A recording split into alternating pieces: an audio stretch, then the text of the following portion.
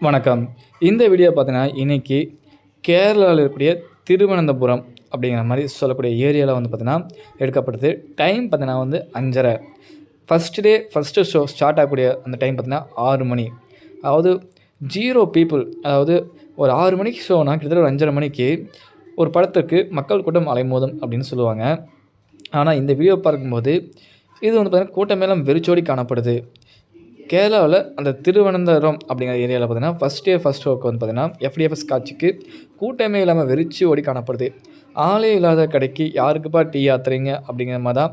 ஆளே இல்லாத தியேட்டருக்கு யாருக்குப்பா ஷோ போடுறீங்க? அப்படி தான் கேட்க தோணுது. ஸோ இந்த ஒரு வீடியோ பார்த்தீங்கன்னா, இணையத்தில வெளியாகி ஷேர் ஆயிட்டிருக்கு. ஜனநாயகன் திரைப்படம் வெற்றி பெற விஜய் சார் வாழ்த்துக்கள். நன்றி, வணக்கம்.